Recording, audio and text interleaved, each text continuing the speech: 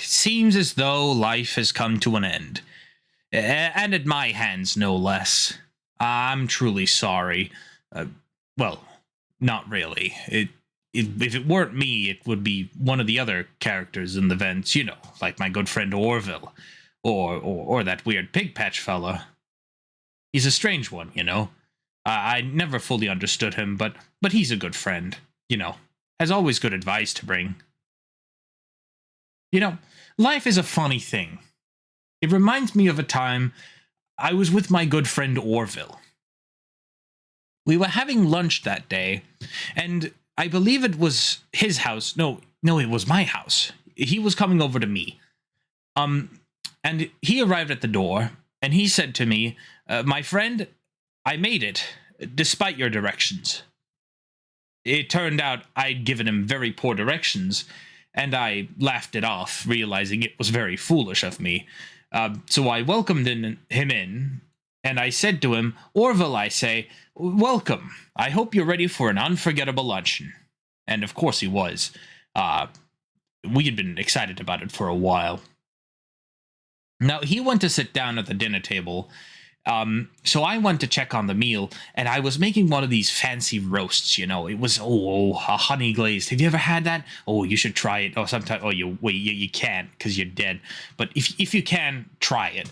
I hadn't done it myself before, and that was a problem, because I was doing it wrong, and it caught fire. And then, of course, well, my roast was ruined, so what was I going to serve Orville? What I decided on was that I would serve him fast food disguised as my own cooking. I thought it was pretty clever, actually. Delightfully devilish, even. I was going to go out the window of the kitchen to make it seamless, but the problem was Orville walked right in at that moment.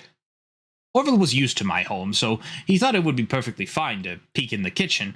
And, well, what he saw, of course, was me leaning myself on the windowsill.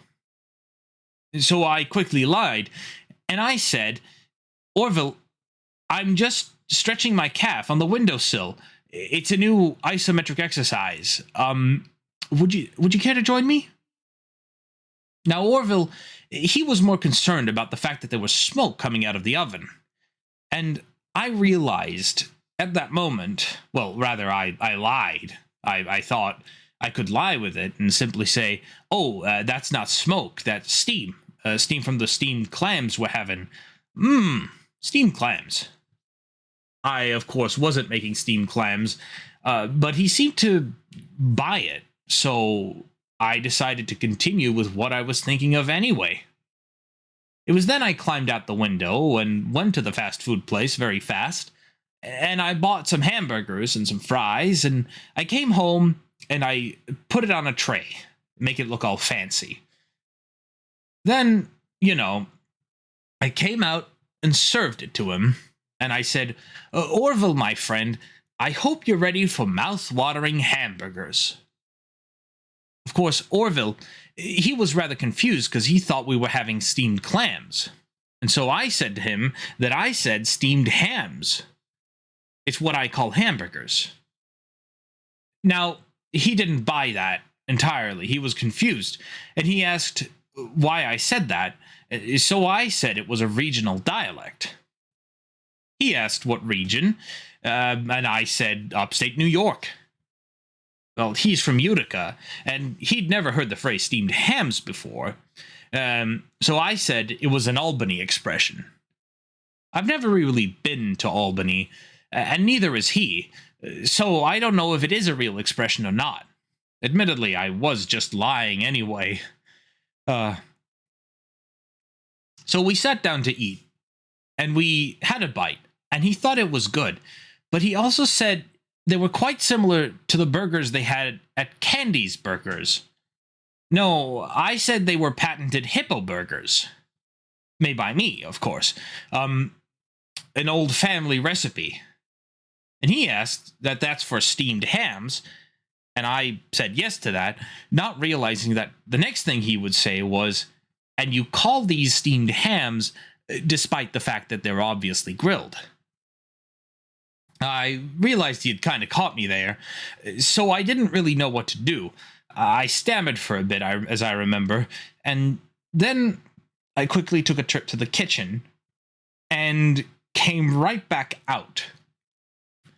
I said to him, "What a wonderful time.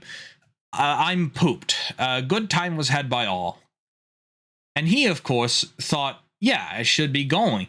But he noticed a strong red light coming from my kitchen. And I lied again, and I said that was the Aurora Borealis.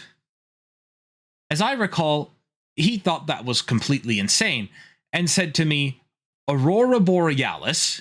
At this time of day, at this time of year, in this part of the country, localized entirely within your kitchen?"